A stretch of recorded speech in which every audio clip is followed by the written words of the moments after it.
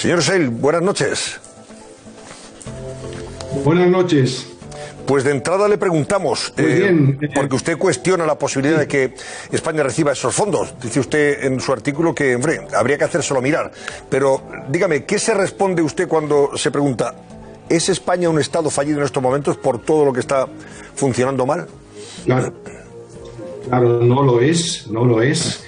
Pero yo veo que hay un peligro inminente. Yo quería secundar lo que ha dicho el colega corresponsal suyo, que este plan de la renovación del Consejo General del Poder Judicial pues es, a mi modo de verlo, un intento de liquidar la separación de los poderes, de los parlamentos, el ejecutivo, de los poderes judiciales. Y eso, claro, es un camino muy peligroso y llegaría, si se consume, sería un camino hacia lo que yo llamo del peligro de ser un Estado fallido. ¿Y eso tendría consecuencias y represalias de Bruselas hacia España? ¿Y en qué términos serían? Bueno, ya lo ha dicho el corresponsal, la primera medida sería, por ejemplo, retrasar los fondos de esos 140.000 millones de euros que están previstos para España, y que yo no los dudo, que no los dudan ninguno de los economistas serios que son necesarios para España, pero hay grandes dudas de que el gobierno que tienen ustedes ahora mismo, que este gobierno sea bastante estable, bastante firme e independiente también de partidos regionales para llevar a cabo reformas, ¿no? El programa europeo es un programa de reformas, hacer las economías más modernas, modernizarlas en el campo de la digitalización, en el campo de del medio ambiente, todos estos campos. Y claro, lo que en Europa tenemos que mirar a fondo es cómo sacar arriba la productividad, ¿no? Somos una región que tiene pocos resultados positivos en este campo, y eso tiene que ser el fin de este programa de modernización, de elevar la productividad en los países que reciben estos fondos. Y yo no veo en ninguna de las declaraciones del actual gobierno español ninguna mención de este término tan central en la economía, que es la productividad. Profesor, estamos viendo cómo la imagen de España está llegando a medios extranjeros y no es nada positiva, pero me gustaría saber qué es lo que nos está penalizando más a la hora de transmitir cómo estamos gestionando tanto política como sanitariamente la pandemia. ¿Qué penaliza más de cara a nuestra imagen en el exterior?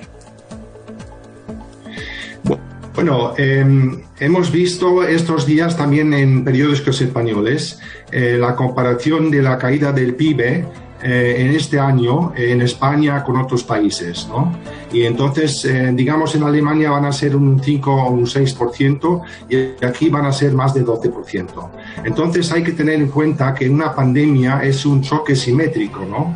Muy diferente de los choques asimétricos que tuvimos al final de la primera década de los 2000.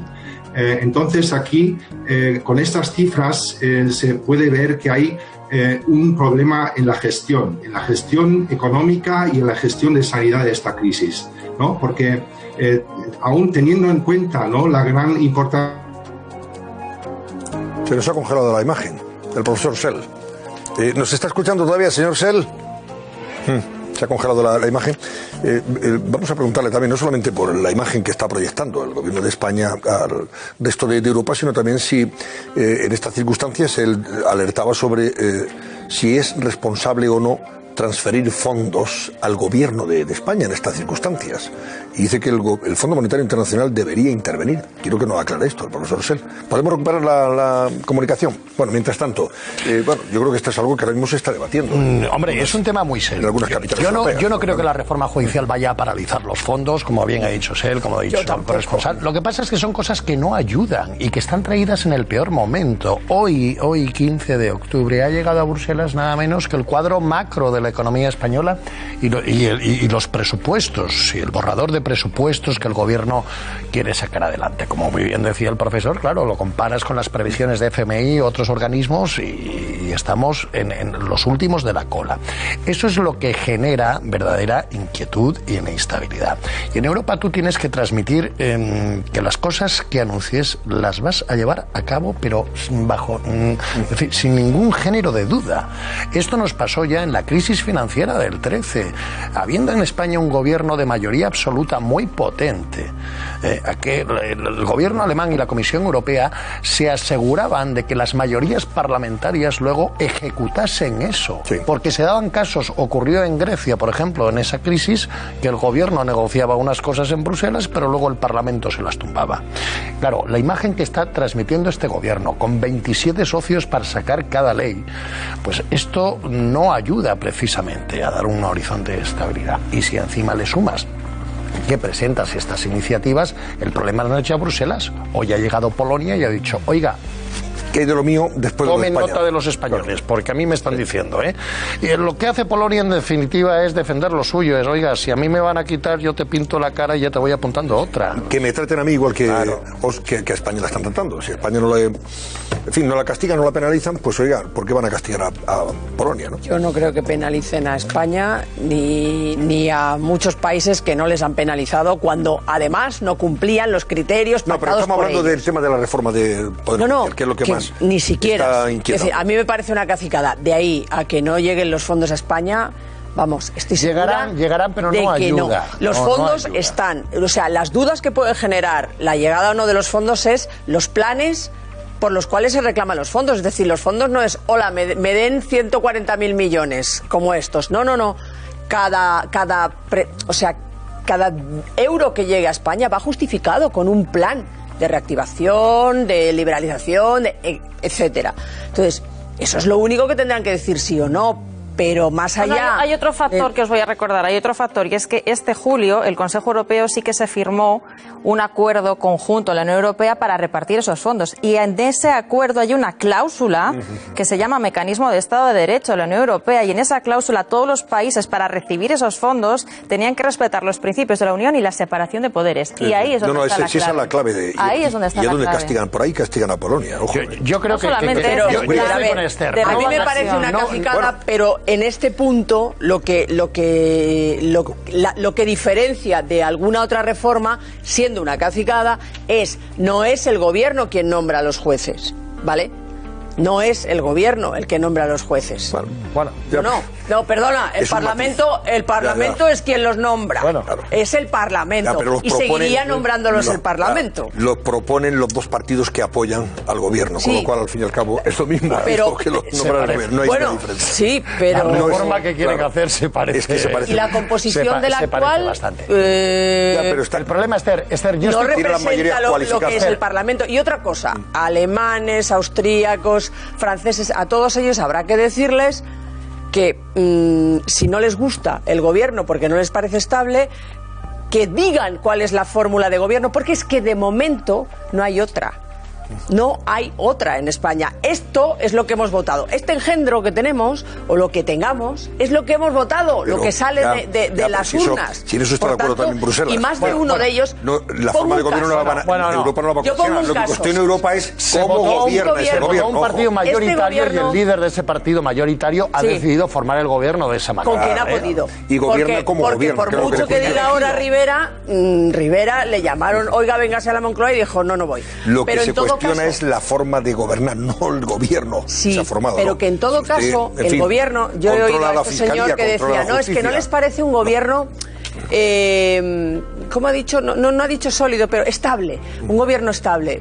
Bueno, y en Holanda son 5, en la coalición, cada uno de su padre y de su madre. Es decir, son una coalición de gobierno a 5. Aquí tenemos una a 2 apoyada en. Cuando tienen que defender los intereses de Holanda, tardan un minuto, pero solo un minuto no todos te lo creas. En ponerse de acuerdo. No te lo creas. El problema de España Estúdiate bien Holanda, porque no se ponen. Ellos tienen el primer sus partido, pero para defender los intereses holandeses el del señor Rutte, y el segundo partido es la ultraderecha que va contra el señor Rutte a muerte. El problema de España en Bruselas ahora mismo Estudiate es que Holanda. Bruselas no gusta nada.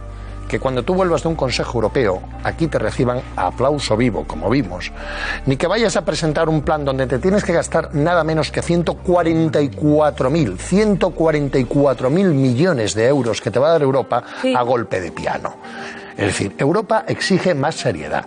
Y si encima tú esto lo haces coincidir con la reforma del Poder Judicial, donde, ojo, yo creo que la reforma del Poder Judicial... Te puede parecer mejor o peor, más hortera o menos hortera. Entiéndeme pero que vinculen los fondos así, tocan el piano, tocan el clarinete... Entiéndeme lo que quiero decir, tocar el piano. Es decir, uno tocó el piano y el presidente del gobierno en esa comparecencia tocó el violín. No aclaró absolutamente nada. Ya. Ese es el problema. Pues lo que yo te he dicho es que tendrán que justificar la llegada de los fondos con planes. Y luego hay un problema en el que se ha metido solo el presidente del gobierno, que es que hace 3 meses, finales de julio, es que no hablamos de hace mucho, hace solo 3 meses, la portavoz del señor Sánchez en el Parlamento Europeo pidió la palabra en la Eurocámara para decir que ni un solo euro a Polonia, porque iba a hacer una reforma judicial que no es tan distinta a la que ahora plantea el Partido Socialista.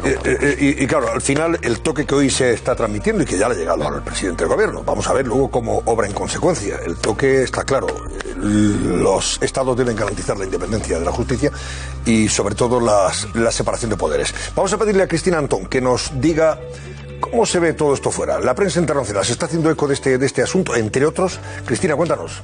La situación de España durante la pandemia sigue generando numerosos titulares fuera de nuestras fronteras. Hoy mismo hemos visto como la portada de uno de los periódicos estadounidenses más importantes, el New York Times, lleva una foto tomada en el hospital de nuestro país, una foto utilizada para hablar de la situación que vive Europa con el coronavirus.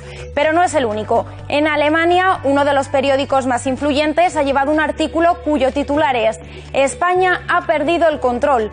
El texto afirma que el presidente del gobierno, Pedro Sánchez, anunció en julio que la pandemia estaba controlada, pero que a su vez seguía notificando miles de contagios y muertes.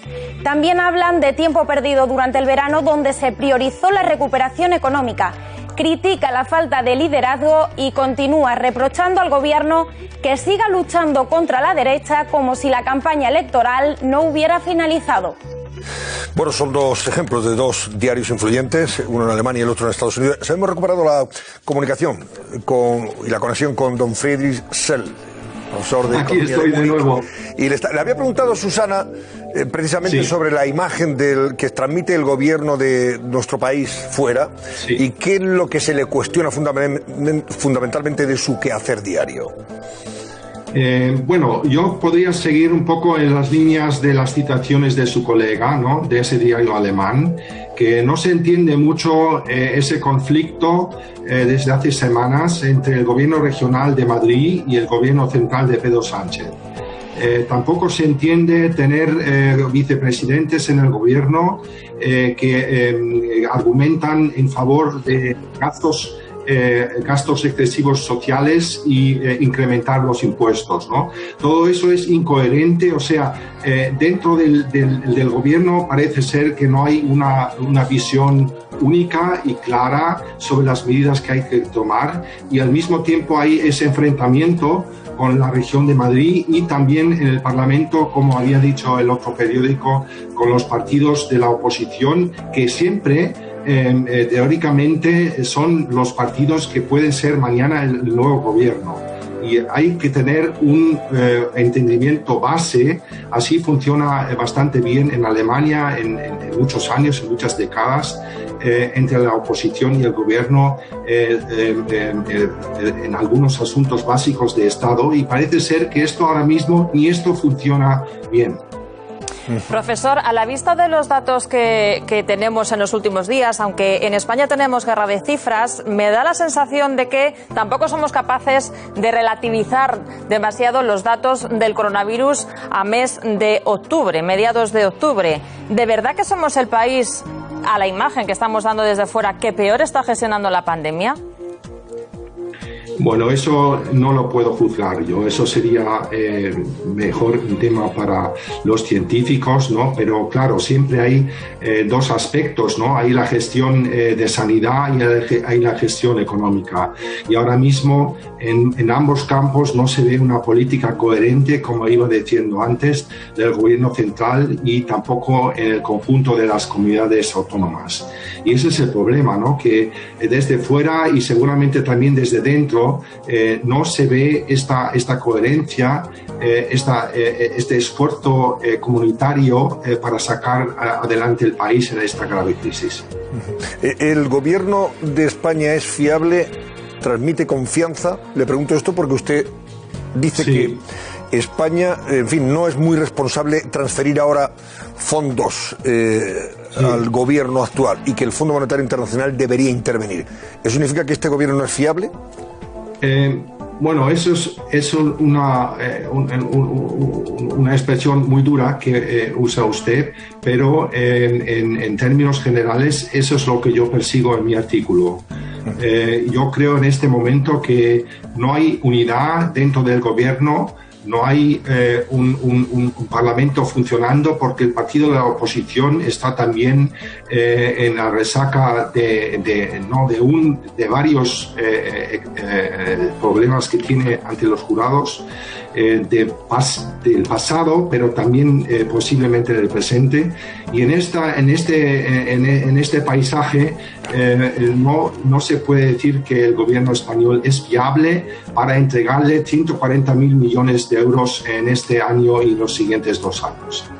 Profesor Friedrich Sell, profesor de la Universidad de Múnich, economista, muchas gracias por atendernos y hasta siempre. Muchas gracias, digo yo, y perdonen por la interrupción. No ha sido una señal de la tecnología alemana avanzada. Está usted disculpado. El mejor escribano echa un borrón. Ya sabe usted lo que se dice, ¿no? En ese sentido. Sí. Gracias. Muy buenas noches, profesor. Gracias a ustedes.